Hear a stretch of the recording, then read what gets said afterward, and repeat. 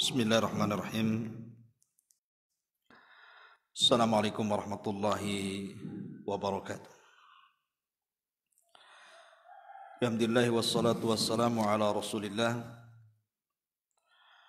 wa ala alihi wa sahbihi wa mawalah. Wa la hawla wa la quwata illa billahi wa ba'du. Alhamdulillah di pagi hari ini kita kembali bisa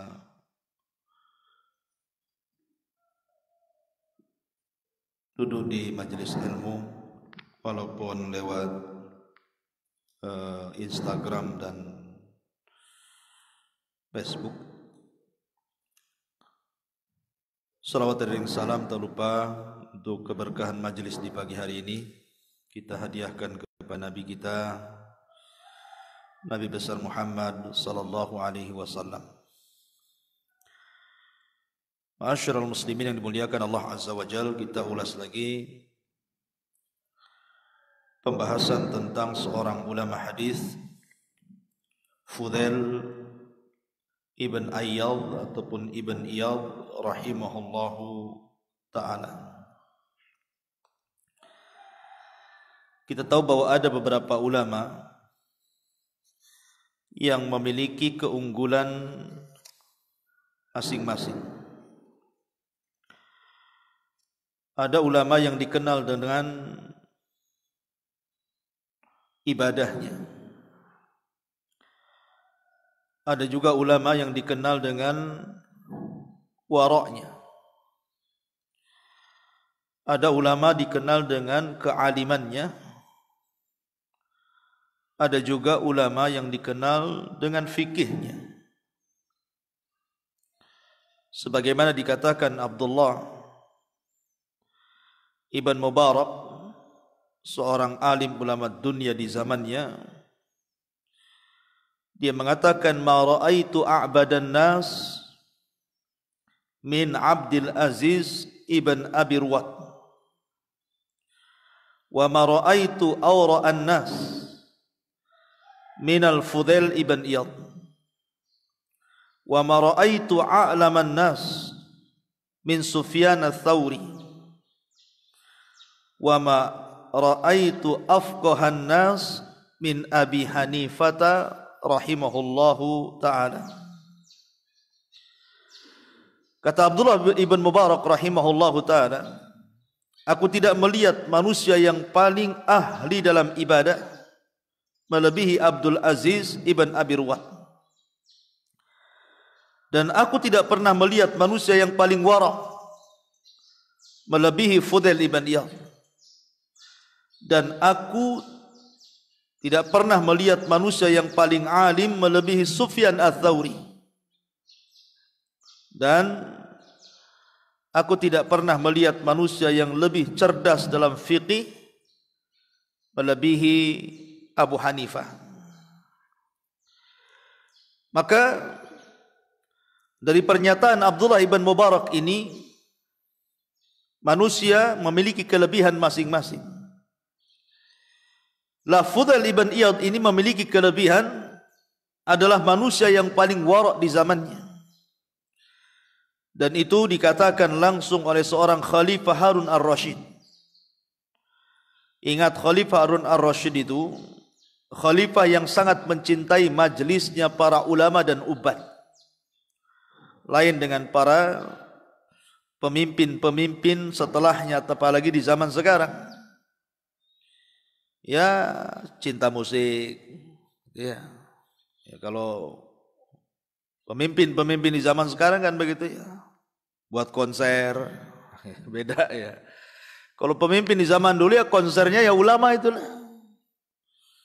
Jadi Harun ar-Rasyid itu suka menghadirkan para ulama, para ubad karena Harun sendiri ulama. Dia mengatakan ma ra'aitu ahyaban nasi min Malik wa ma ra'aitu awra'a min Fudail.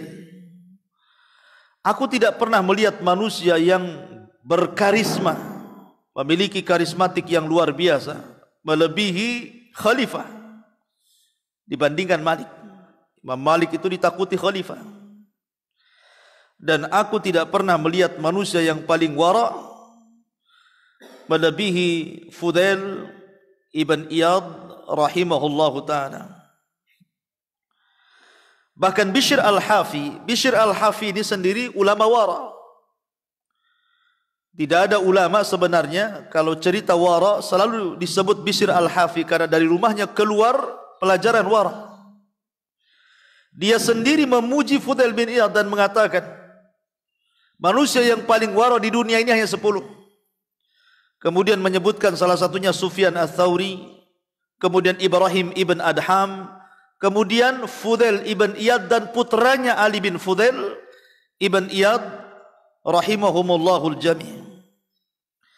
Dari sini ma'asyiral muslimin yang dimuliakan Allah Azza wa Jalla, bahwa ada ulama-ulama itu dikenal menonjol dalam sifat-sifat tertentulah. Fudail ini selain daripada ulama hadis, dia juga orang yang paling wara, zuhud dan ahli ibadah. Saya katakan bahwa Fudail ibn Iyad ini salah satu daripada a'lam ahli sunnah wal jamaah fil qarni tsanil hijri. Ulama dunia dari kalangan ulama ahli sunnah wal jamaah yang pernah hidup di abad kedua hijriah. Subhanallah, karena dia tidak pernah lepas dari Masjidil Haram, bahkan punya tempat khusus beribadah di samping Ka'bah, sehingga manusia memberikan gelar kepada Fudail ibn Iyad ini sebagai Abid Haramaini, orang yang paling ahli ibadah di tanah haram. Dia lahir pada tahun 107 Hijriah dan wafat pada tahun 180 Hijriah. Adapun asal daripada Fudail ibn Iyad ini, Fudail bin Iyad ini dilahirkan di sebuah tempat namanya Uzbekistan. Sekali lagi, kalau sudah dikatakan Uzbekistan berarti pecahan Soviet. Dan itu bagian daripada Khurasan besar. Kalau Khurasan kecil Iran. Kalau pecahan-pecahan Soviet itu disebut Khurasan zaman dulu. Lah, di Uzbekistan itu ada satu daerah namanya Samarkand. Dari Samarkand inilah lahir Fudail ibn Iyad as-Samarkandi al-Khurasani. Adapun Fudail bin Iyad ini memang punya sejarah yang luar biasa, karena dia sekali lagi mantan perampok, dan tidak semua perbuatan jahat itu jelek. Wa asa an takrahu syai'an wa huwa khairul lakum. Terkadang di balik keburukan yang kau benci itu ada kebaikan di situ. Karena kalau seandainya Fudail bin Iyad ini tidak menjadi perompak kala itu, mungkin kalau bukan takdir Allah kemudian usaha Fudail untuk bertobat, dia tidak akan jadi ulama. Tapi ketika kemudian hatinya dipenuhi dengan hidayah, ketika dia mendengar ayat yang dibacakan saat dia menjadi penjahat, dari situlah hidayah masuk, kemudian dia korbankan dirinya untuk menghabiskan hidupnya ibadah, talabul ilmi, untuk mengganti kegagalan masa mudanya. Itulah Fudail bin Iyad. Dikisahkan oleh Ibnu Asakir dengan sanadnya sampai kepada Fudail ibn Musa, dia mengatakan, Fudail itu dulu seorang mujrim, orang jahat. Yaqta'u tariq, selalu menjadi perompak jalanan. Jadi orang-orang yang haji itu mereka tidak berani berjalan di malam hari karena takut dengan Fudail. Subhanallah. Manusia satu ini ditakuti manusia juga. Jadi kalau ada rombongan haji, takut sama satu orang namanya Fudail bin Iyad itu. Mungkin dia ketua gengnya kali ya. Jadi suatu ketika kemudian Fudail bin Iyad ini, kemudian dia hendak mencuri di salah satu rumah daripada rumah-rumah mewah. Rumah itu ada seorang wanita yang sedang sholat malam. Ketika kemudian Fudail naik di atap, tiba-tiba wanita itu membacakan ayat suratul Hadid ayat 16. Alam ya'ni lilladzina amanu an tahsha'a qulubuhum li dzikrillah wa ma nazala minal haqq wa la takunu kalladzina utul kitaba min qabli fatala 'alaihimul amad faqasat qulubuhum wa katsirun minhum fasiqun. Tidakkah sampai kepada orang-orang yang beriman itu untuk tunduk hati-hati mereka kembali mengingat Allah, atau tunduk hati-hati mereka terhadap apa yang diturunkan dari kebenaran dari Allah? Janganlah kalian seperti orang-orang yang diberikan kitab sebelumnya, kemudian masa pun berlalu kepada mereka, mengeraslah hati mereka, akhirnya kebanyakan mereka menjadi fasik. Ketika mendengar surah Al-Hadid ini, subhanallah, kalau Allah subhanahu wa ta'ala sudah memberikan hidayahnya, maka Allah lapangkan dadanya. Ya. Lah ketika itulah Fudail bin Iyad baru sadar kalau selama ini apa yang ia lakukan salah. Akhirnya dia hampir terjungkal dari atap itu, kemudian dia turun, kemudian dia pun pulang. Di tengah jalan dia lewat di sebuah rumah yang hampir roboh. Rumah itu rumah rusak. Ya. Sudah tidak ada atapnya, sudah rusak rumah itu. Rupanya di dalam rumah itu ada kafilah, beberapa rombongan orang yang hendak haji. Fudail penasaran. Maka didekatilah rumah itu, tiba-tiba ada perbincangan di dalam rumah itu. Di mana mereka mengatakan, salah seorang di antara mereka mengatakan, janganlah kalian berangkat di malam ini, karena kita akan dirompak oleh Fudail ibn Iyad. Lebih baik kita menunggu sampai waktu pagi. Dan kata-kata itu masuk di telinga Fudail. Sehingga akhirnya Fudail mengatakan dalam hatinya, wallahi ana as'a bil laili fil ma'asi wa qaumun minal muslimina hahuna yakhafuni ma arallah saqani ilaihim. Allahumma inni qad tubtu ilaik wa ja'altu taubati mujawiratal baitil haram.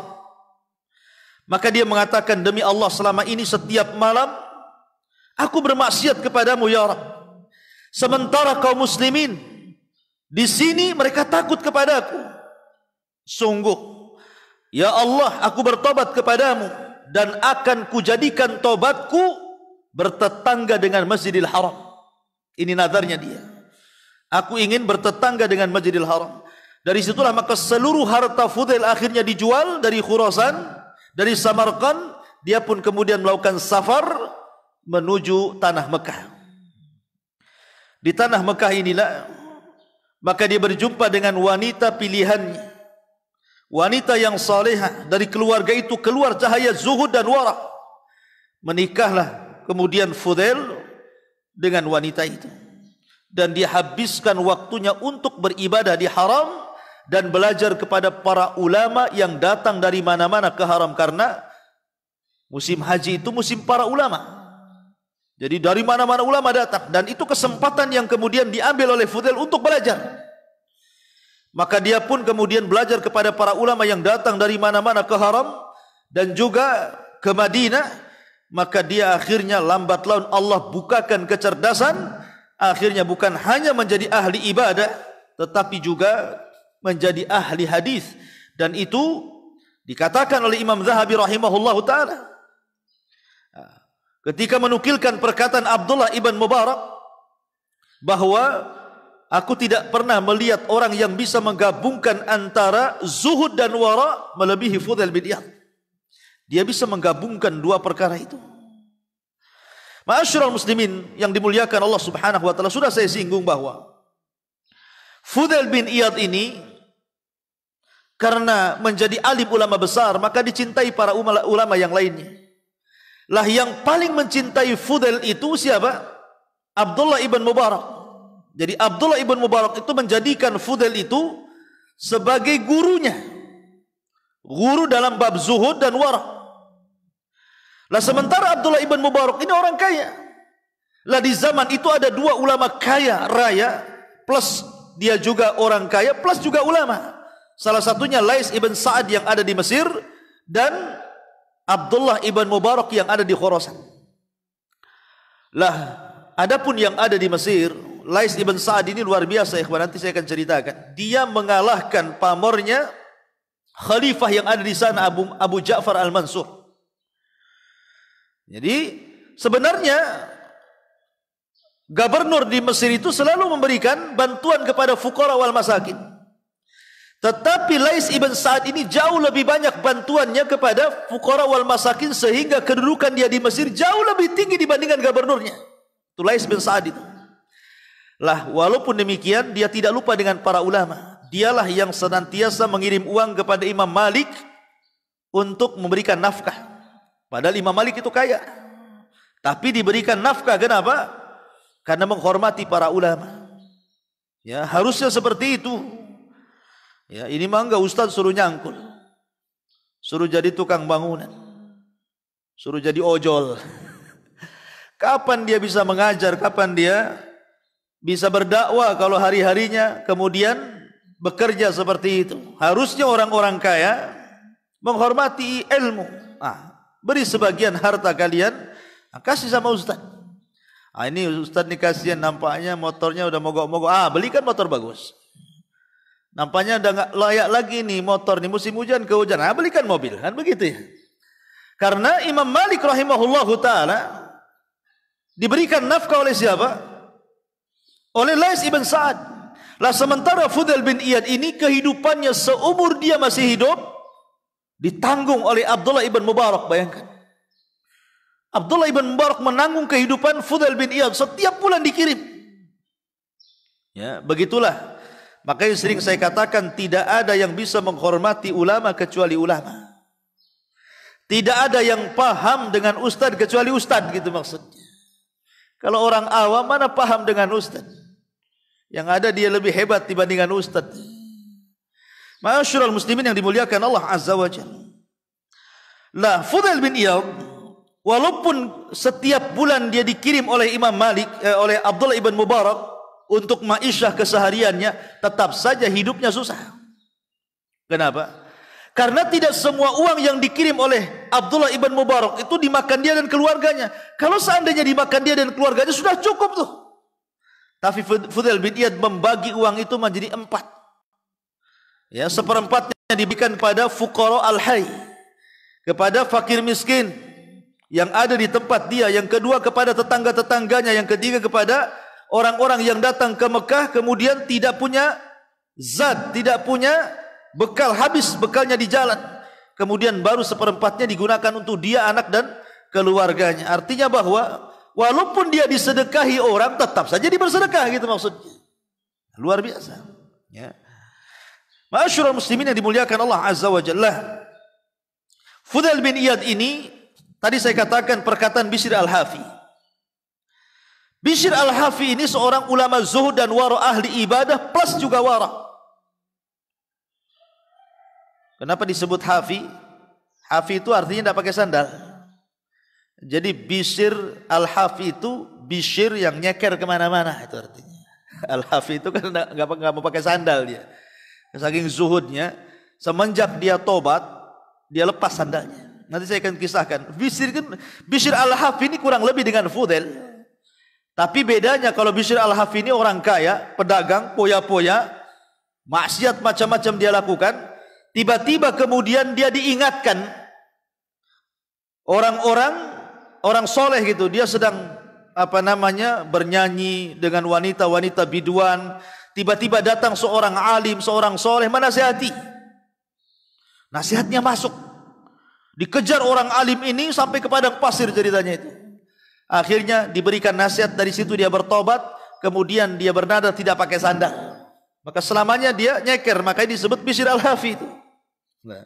Nah, Bishr al-Hafi ini mengatakan di antara 10 ulama yang zuhud itu, yang wara itu, salah satunya Fudail bin Iyad dan anaknya. Ya. Jadi Fudail bin Iyad ini menularkan akhlaknya kepada anaknya Ali bin Fudail bin Iyad. Ya. Di antaranya kisah Ali bin Fudail bin Iyad ini salah satunya apa? Ketika beliau sedang sholat. Jadi beliau sedang sholat, tiba-tiba kemudian dalam sholatnya dia membaca Alhaakumut takatsur hatta zurtumul maqar sampai kepada tsumma latus'alunna yauma idzin anin naim. Teringatlah azab neraka di pikirannya, tiba-tiba dia pingsan. Pingsannya ini bukan sejam 2 jam, siumannya itu baru hari berikutnya. Jadi malam berikutnya dia siuman, ditanya sama bapaknya Fudail bin Iyad, ada apa wahai Ali?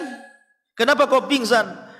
Maka dia mengatakan, ya Abi, semalam saya sholat malam, kemudian saya membaca Alhaakumut takatsur, dibaca lagi pula ayat itu, pingsan lagi. Akhirnya hari ketiga dia pun siuman, ditanya lagi sama ayahnya. Tiba-tiba akhirnya dia mengatakan, aku membaca 2 malam berturut-turut Alhaakumut takatsur, diulang-ulang-ulang, dia tidak tahan, akhirnya kepingsanannya menjadikan sebab kematiannya. Ketika dia sedang sholat, kemudian terjatuh pingsan, ketika sadar pingsan lagi, ketika sadar dan dia sedang mengulang-ulang Alhaakumut takatsur hatta zurtumul maqabir sampai selesai ayat, tiba-tiba malakul maut datang dan mencabut rohnya Ali ibn Fudail ibn Iyad, putra daripada Fudail ibn Iyad rahimahullahu ta'ala, meninggal dalam posisi sholat. Dan sebagaimana anaknya Fudail juga sama, meninggal dalam posisi sujud. Ya, karena Fudail bin Iyad itu tidak lepas dari Masjidil Haram. Setiap malam dia punya tempat khusus di Masjidil Haram itu. Dikatakan oleh para ulama, dia tidak pernah meninggalkan sholat malam setiap malam. Jadi kalau dia 1 jam sholat, 1 jam tidur, 1 jam sholat, 1 jam tidur, begitu. Jadi kalau sudah lelah tidur sebentar, kemudian bangun lagi, ambil wudhu, sholat lagi. Kemudian sudah lelah, ngantuk, tidur lagi, bangun lagi. Begitulah dihabiskan malam-malamnya. Sampai akhirnya ketika istrinya sudah meninggal, kemudian Ali bin Fudail pun meninggal, hidupnya sebatang kara. Disitulah agak sempit dadanya. Akhirnya dia meminta kepada Allah subhanahu wa ta'ala untuk dicabut nyawanya seperti puteranya dalam posisi sedang sujud, sedang sholat. Dan itu tanda-tanda daripada husnul khatimah. Masyaallah muslimin yang dimuliakan Allah Azza wa Jalla, di antara bentuk zuhudnya nih, bayangkan Harun ar-Rasyid itu kalau musim haji dia datang dan berjumpa dengan para ulama, dan kalau dia berjumpa dengan para ulama seluruh hajatnya dikasih. Jadi suatu ketika Harun ar-Rasyid ini sampai di Mekah, dia panggil satu-satu para ulama yang hadir, yang datang dari berbagai macam negara, tumplak di Mekah. Tentu ulama-ulama besar. Berjumpalah Harun ar-Rasyid dengan Sufyan ibn Uyainah, alimin ulama'i Makkah. Kemudian kata Harun ar-Rasyid, "A'alaika hajah ya Sufyan?" Kamu punya hajat, sebutkan hajatmu. Maka Sufyan mengatakan, "Na'am wahai khalifah, indi dainun kadza wa kadza." Aku punya hutang begini dan begitu, askala alayya, dan hutang ini sangat memberatkan diriku. Maka kata Harun ar-Rasyid, "Taib, aku akan lunasi hutang-hutang." Setelah itu kemudian berjumpa lagi dengan ulama Yaman namanya Abdul Razak As-San'ani. Dipanggilnya oleh Harun ar-Rasyid Abdul Razak As-San'ani. Sama pertanyaannya, "Alaka hajah?" Kamu punya hajat denganku wahai Harun, wahai Abdul Razak? Kata Razak, "Na'am, saya punya hutang sekian. Askala alayya hadad dain." Hutang ini sangat memberatkan pundakku. Kata Harun ar-Rasyid, "Ku bayari seluruh hutang-hutang." Kemudian berjumpa dengan ulama ini, ulama itu, dan mereka diberikan keinginan mereka kecuali Fudail bin Iyad. Ketika itu Fudail bin Iyad dipanggil oleh Harun ar-Rasyid. Aina al-Fudail? Mana Fudail? Ya. Kata orang mengatakan Fudail tidak hadir di sini. Kemudian Harun ar-Rasyid mengutus utusannya untuk memanggil Fudail berjumpa di Masjidil Haram. Sampailah utusan Harun ar-Rasyid ke rumah Fudail bin Iyad dan mengatakan, "Ya Imam, ya Fudail, Khalifah Amirul Mukminin memanggilmu." Apa katanya? "A'udzu billah Aku berlindung kepada Allah, mali wali khalifah. Apa urusan saya dengan khalifah katanya? Apa urusan saya dengan khalifah? Mali wali khalifah katanya. Apa urusan saya dengan khalifah? Insari, pergi kamu sana. Ini pembantunya khalifah mengatakan, ya Imam Fudail, ittaqillah, bertakwalah kau kepada Allah, fa inna 'alaika bai'atun lil khalifah. Kau ini punya baiat kepada khalifah. Kau harus datang. Kau sudah membaiat dia khalifah dirimu. Maka Fudail bin Iyad mengatakan, wallahi ma dhahab, demi Allah aku tidak akan pergi. Kalau khalifah butuh datang ke sini. Akhirnya pergilah utusan ini dan mengatakan kepada Harun ar-Rasyid, Fudail tidak mau datang dan menemui khalifah. Kata Khalifah Harun ar-Rasyid, kalau gitu kita datang ke rumahnya. Maka berangkatlah Harun ar-Rasyid menemui khalifah, menemui Fudail bin Iyad, tukasailuk mustaftian. Wahai Fudail, saya datang kemari ini sebenarnya ingin bertanya beberapa masalah. Saya ingin meminta fatwa kepadamu. Kata Fudail, apa yang harus saya fatwakan? Maka kemudian Harun ar-Rasyid mengatakan kepada Fudail, dzakirni billah, berikan nasihat kepadaku, ingatkan aku dengan Allah. Maka Fudail bin Iyad mengatakan, ya sabihal wajh ma'as, ya kan? Maka Fudail bin Iyad memuji khalifah, wahai pemilik wajah yang bercahaya, alangkah indahnya wajahmu. Ya sabihal wajhi ma'asana wajhu. Kemudian dia mengatakan, Allah pelihara wajah yang tambah lagi. Maka akhirnya kemudian Harun ar-Rasyid pun dinasihati sampai betul-betul menangis, ya, sampai tangisannya kemudian tidak terhenti, sampai akhirnya pembantunya ini marah kepada Fudail. Kenapa kau bisa buat khalifah kami menangis? Tapi Amirul Mukminin mengatakan, biarkan dia bicara denganku. Setelah selesai, akhirnya kemudian khalifah pun mengambil satu kantong isinya emas. Kemudian dikatakan, ya Fudail, ambillah emas ini. Fudail marah dan mengatakan, ya khalifah, atadhunnu, apakah kau menyangka aiduka min ajlil mal? Apakah kau sangka bahwa aku memberikan nasihat kepadamu itu karena aku ingin hartamu? La, tidak. Ambil lagi hartamu. Lah istrinya itu ketika mendengar Fudail ini mendapatkan uang banyak dari khalifah, itu dengar di samping ini. Kan beda wanita dengan laki-laki ya. Marah istrinya. Jadi ketika khalifah kemudian diserahkan lagi, suruh dibawa lagi, khalifah keluar. Kata pembantunya, ya khalifah, lebih baik kita taruh saja uang ini, jangan dia malu. Akhirnya betul-betul ditaruh. Kemudian dia turun.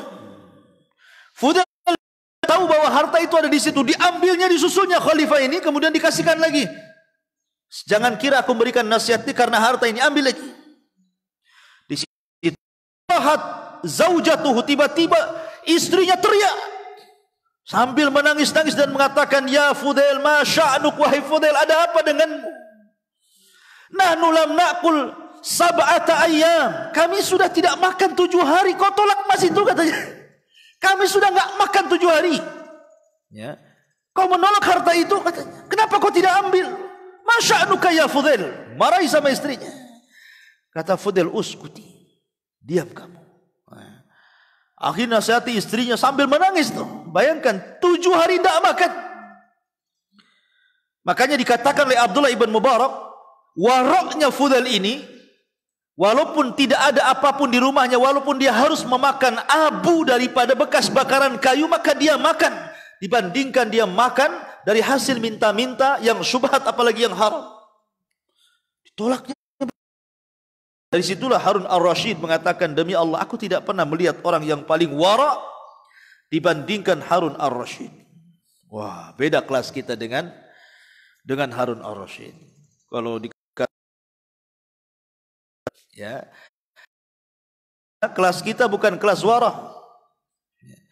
Ini cerita ulama yang paling agung 14 abad yang silam, kalau disebutkan Ubad ahli ibadah, maka terekamlah otak kita dengan Fudail bin Iyad, manusia terubad, terwara setelah sahabat Nabi sallallahu alaihi wasallam.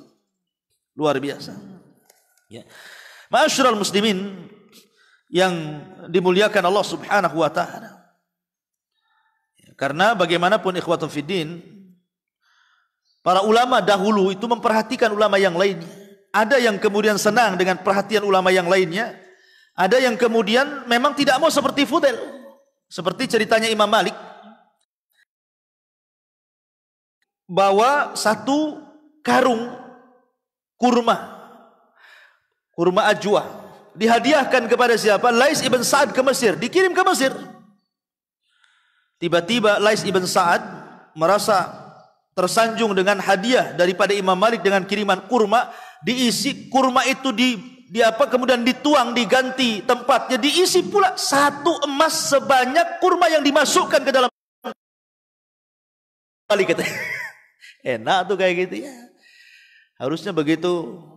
Ya, kalau kita dikasih tetangga pecel lele, ya kita kasih dia pecel terong. Ya ibaratnya jangan sampai kosong ya. Ini enggak, kadang-kadang dikasih tetangganya sama wadahnya enggak dibalikin. Disangkanya mungkin dengan wadah-wadahnya sekali, kan ada tuh. Padahal tetangga ini ngasih lau dengan wadahnya itu, dengan harapan cuma diambil lau, wadahnya dibalikin. Ini enggak. Ada tetangga-tetangga itu yang kurang ajar. Udah dikasih wadahnya pulang diambil sama dia. Kan enggak begitu ya. Harusnya wadahnya diisi lagi, balikin ke tetangganya. Itu namanya jazaul ihsan ilal ihsan. Balasan kebaikan dengan kebaikan.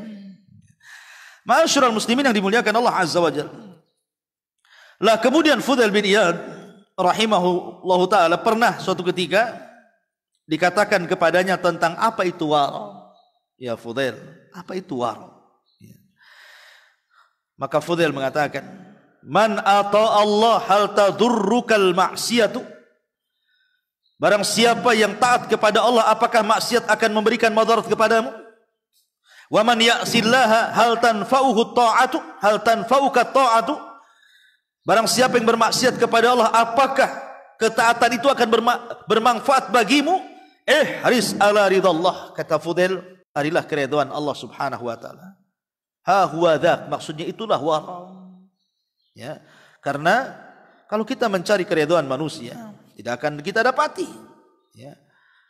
Maka Fudail bin Iyad, sudah saya katakan tadi, meninggal karena meminta kepada Allah Subhanahu wa taala, ingin meninggal dalam posisi beribadah kepada Allah dan Allah kabulkan. Maka tepat pada bulan Muharram tahun 187 Hijriah, dia pun wafat di tanah haram sedang sujud kepada Allah Subhanahu wa taala. Inilah kisah singkat dari Fudail bin Iyad, karena sudah jam 6. Mudah-mudahan ada manfaatnya. Subhanaka wa bihamdika, asyhadu an la ilaha illa anta, astaghfiruka wa atubu ilaik. Allahu ta'ala alam. Assalamualaikum warahmatullahi wabarakatuh.